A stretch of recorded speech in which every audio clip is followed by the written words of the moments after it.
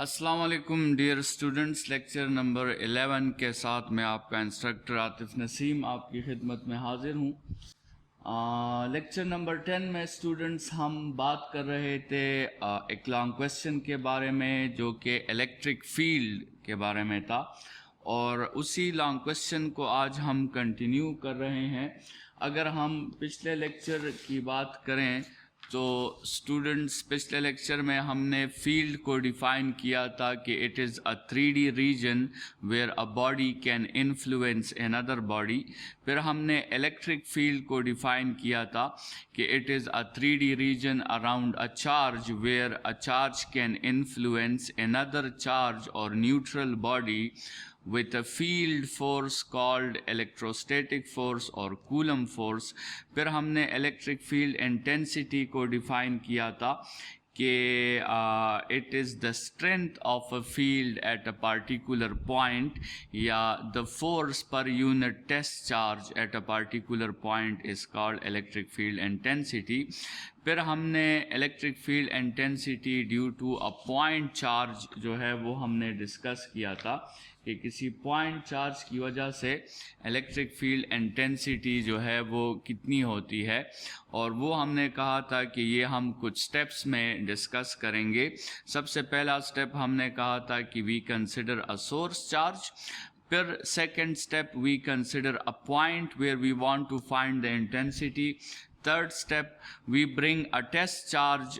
What is test charge? Test charge is very small positive charge या unit positive charge, and for ideal basis test charge must be a proton.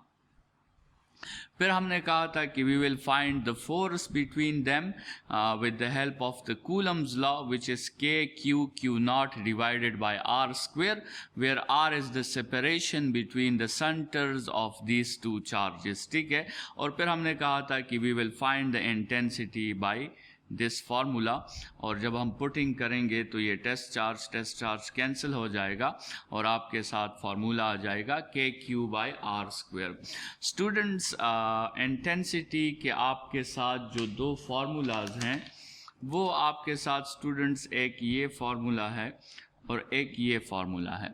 हमने कल के lecture में बात की थी कि जब भी आप ये फार्मूला यूज़ करेंगे तो याद रखें कि इसमें ये डिनोमिनेटर में जो चार्ज आपको नज़र आ रहा है ये असल में टेस्ट चार्ज है, और अगर आप ये फार्मूला यूज़ करोगे तो इसमें न्यूमरेटर में जो आपको चार्ज नज़र आ रहा है ये एक सोर्स चार्ज है। तो इसमें स्टूडेंट्स आपने गलती नहीं करनी। लेक्चर नंबर 11 का स्टार्ट लेते हैं इस बात से कि हमने कल के लेक्चर में कहा था कि हम टेस्ट चार्ज को थोड़ा सा एक्सप्लेन करेंगे कि ये टेस्ट चार्ज हम किस बेस के लिए लेते हैं, और ये वेरी स्मॉल क्यू होता है और पॉजिटिव क्यू होता है। ठीक है, तो स्टूडेंट्स सबसे पहले जो है टेस्ट चार्ज को लेने की ज़रूरत क्यों है। देखिए स्टूडेंट्स, जैसे हमने बात की कि अगर हम पॉइंट ए पर इलेक्ट्रिक फील्ड की जो इंटेंसिटी है वो फाइंड करना चाहते हैं तो हमें पॉइंट ए पर एक चार्ज जो है वो लाना होगा। अभी ये बात जहन में रख लें कि हम पॉइंट ए पर कोई न्यूट्रल बॉडी नहीं ला सकते, क्योंकि ये जो सोर्स चार्ज है ये फिर उस बॉडी पर कोई इफेक्ट प्रोड्यूस नहीं करेगा। तो हमें जो है पॉइंट ए पर चार्ज लाना ये मस्ट है, चार्ज हमें लाना होगा। ठीक है, लेकिन हम एक ऐसा चार्ज लाएंगे जो इंतहाई नेग्लिजिबल मैग्नीट्यूड का चार्ज होगा, और ऐसे चार्ज को हम एक्सपेरिमेंटल बेसिस के लिए यूज़ करते हैं, और ऐसे चार्ज को हम टेस्ट चार्ज कहते हैं। So why test charge? So test charge किस लिए है? टेस्ट चार्ज है for experimental basis, for experimental basis. ठीक है, हमने टेस्ट चार्ज को जो है एक्सपेरिमेंट्स के लिए यूज़ करना है, हमने इस पे मुख्तलिफ एक्सपेरिमेंट्स करने हैं और चार्ज की मुख्तलिफ प्रॉपर्टीज़ इससे उभर कर सामने आएगी और हम चार्ज को अच्छे तरीके से समझेंगे। सो टेस्ट चार्ज हमने किस लिए यूज़ करना है? For experimental basis. अच्छा, अभी दूसरा क्वेश्चन ये है कि ये इतना स्मॉल क्यों है, क्यों टेस्ट चार्ज को हम स्मॉल कंसिडर करते हैं? देखें स्टूडेंट्स, आप इसी एग्जांपल में देखें, जब यहाँ पर आप टेस्ट चार्ज लाएंगे, ठीक है, तो ये टेस्ट चार्ज तो अपना भी एक फील्ड बनाएगा। यहाँ पे टेस्ट चार्ज क्या करेगा? अपना भी एक फील्ड बनाएगा। अभी आपका मकसद है इस सोर्स चार्ज की फील्ड को स्टडी करना, लेकिन क्या हुआ कि इस पॉइंट ए पर आपके साथ जो है दो फील्ड्स आपस में मिक्सअप हो गए हैं, ठीक है। एक इस सोर्स चार्ज का फील्ड है और दूसरा ये टेस्ट चार्ज का फील्ड है। तो ये दो फील्ड जब आपस में मिक्सअप हो गए हैं, तो जब आप पॉइंट ए पे फील्ड फाइंड करोगे तो वो असल में इन दोनों फील्ड्स का एक कंबाइंड इफेक्ट आपके साथ आएगा, एक कंबाइंड रिजल्ट आपके साथ आएगा, जिसमें सोर्स चार्ज की फील्ड का भी कुछ ना कुछ असर होगा और टेस्ट चार्ज की फील्ड का भी कुछ ना कुछ असर होगा। तो टेस्ट चार्ज को हम स्मॉल इसलिए रखते हैं क्योंकि ये जो फील्ड बनाता है, हम चाहते हैं कि इसका फील्ड इंतहाई वीक हो, इसका फील्ड इंतहाई नेग्लिजिबल हो, ताकि ये उस फील्ड को डिस्टर्ब ना कर सके जिसको हम मेजर करने वाले हैं, जिस फील्ड को हम स्टडी करने वाले हैं, ठीक है। तो इसलिए टेस्ट चार्ज का मैग्नीट्यूड हमने इंतहाई स्मॉल रखना है, क्योंकि the field created by the test charge will not affect the field which we are studying, ठीक है। इफेक्ट तो वो करेगा, क्योंकि अगर वो फील्ड बनाएगा तो कुछ ना कुछ इफेक्ट तो वो करेगा, लेकिन हम चाहते हैं कि वो इफेक्ट सबसे कम हो, वो एरर सबसे कम हो। तो उसके लिए ये बात ज़रूरी है कि आपके साथ जो है टेस्ट चार्ज मैग्नीट्यूड में बहुत ज़्यादा स्मॉल हो, ठीक है। तो ये किस लिए why small? Because we want that the field created by test charge affects the field under study least, ठीक है, कि वो लीस्ट इफेक्ट जो है वो प्रोड्यूस कर सके। Because we want that the field created by the test charge affects the field under study least, ठीक है, सबसे कम वो उसे इफेक्ट करे। इसलिए टेस्ट चार्ज को हम क्या रखते हैं? टेस्ट चार्ज को हम वेरी स्मॉल रखते हैं।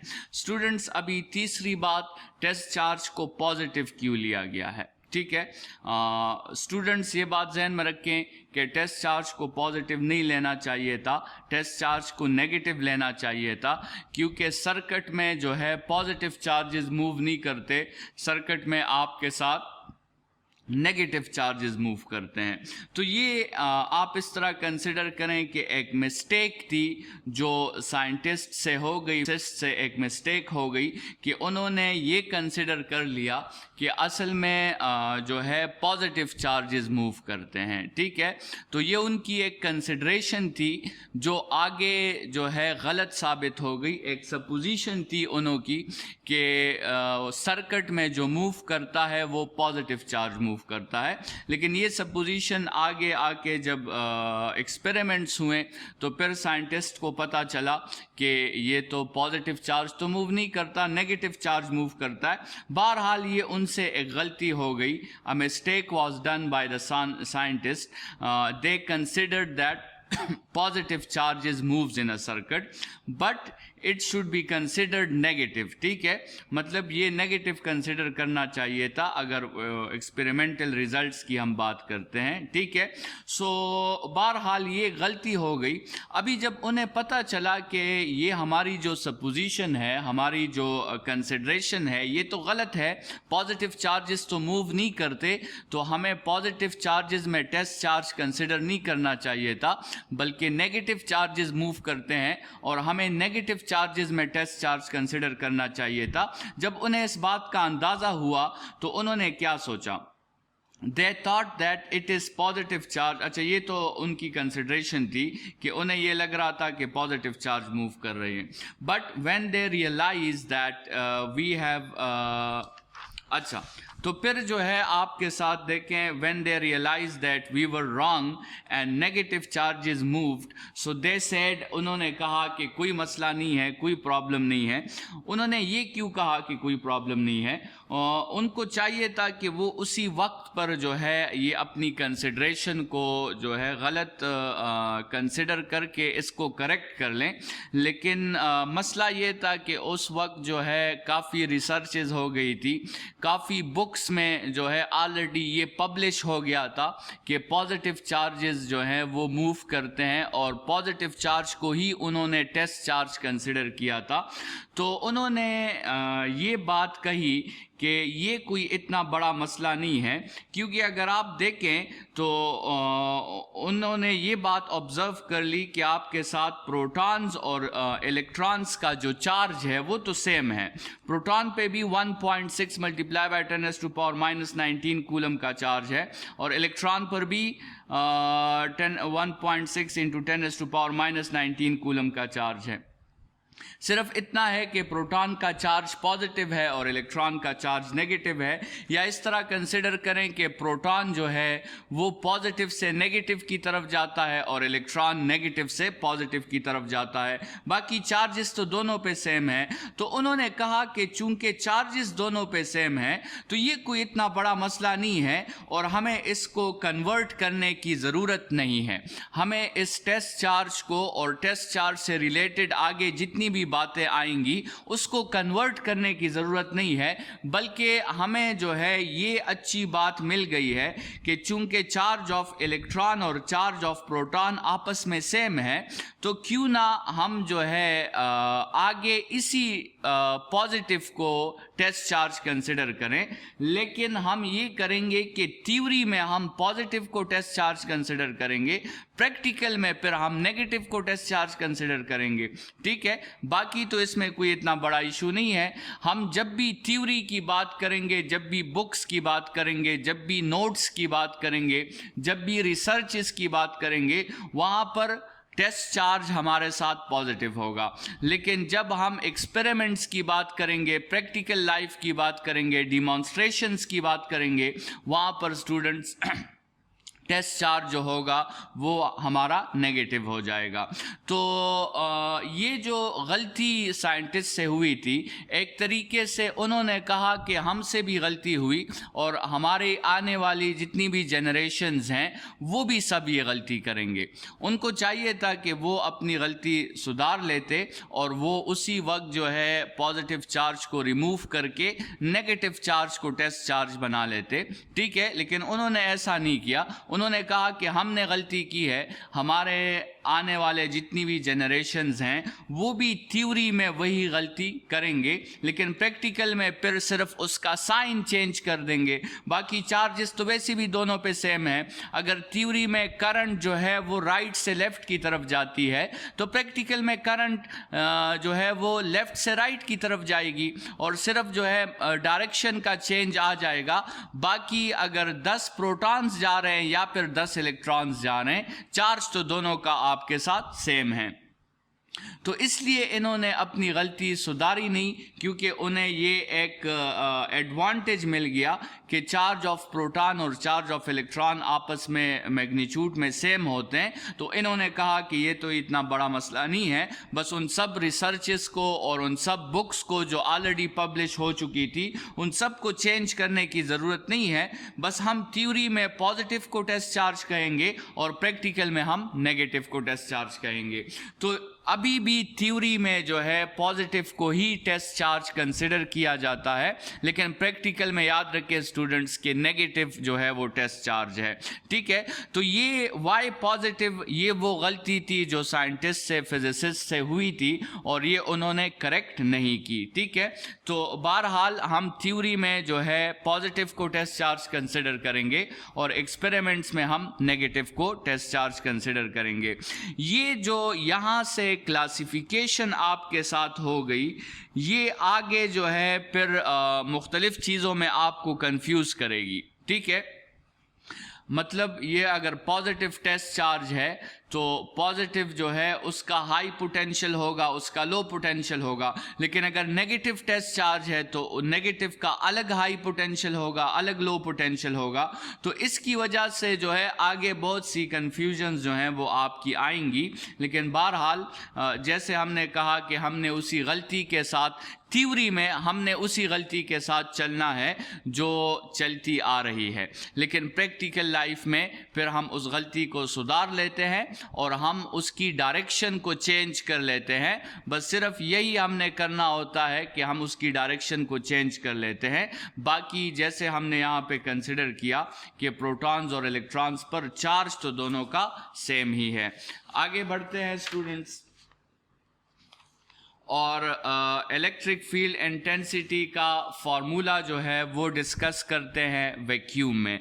तो वैक्यूम में आपके साथ इलेक्ट्रिक फील्ड इंटेंसिटी का जो फॉर्मूला है वो इलेक्ट्रिक फील्ड इंटेंसिटी वैक्यूम वो इक्वल होगा K vacuum Q by R square, और के वैक्यूम की value 1 divided by 4 pi epsilon nought है। ठीक है, ये वही के की वैल्यू है जो हम कूलम्स लॉ में भी यूज़ कर चुके हैं। अच्छा, इसी तरह के जो है आपके साथ electric field intensity in medium जो है वो K medium Q by R square हो जाएगा, और के मीडियम की value 4 pi epsilon naught epsilon R है, Q divided by R square, और ये के मीडियम की वही वैल्यू है जो ऑलरेडी हम कूलम्स लॉ में यूज़ कर चुके हैं।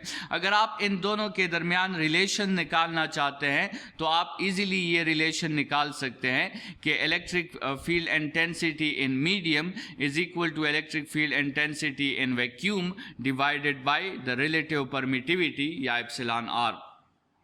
और स्टूडेंट्स यहाँ से आपको जो है जिस तरह हमने वहाँ पे भी बात की थी कि इलेक्ट्रिक फील्ड इंटेंसिटी जो है वो सबसे स्ट्रांग जो है, अगर हम कहें सबसे स्ट्रांग किस वक्त बनती है, सबसे स्ट्रांग वो बनती है वैक्यूम में।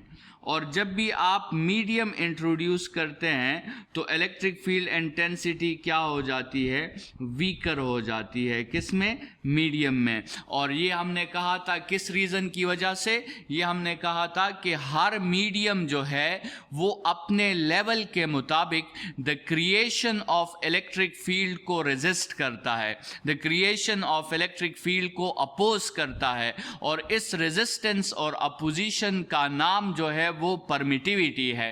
ठीक है, तो जब आप मीडियम इंट्रोड्यूस करते हैं तो इलेक्ट्रिक फील्ड इंटेंसिटी भी वीक हो जाती है और कूलम फोर्स भी वीक हो जाता है।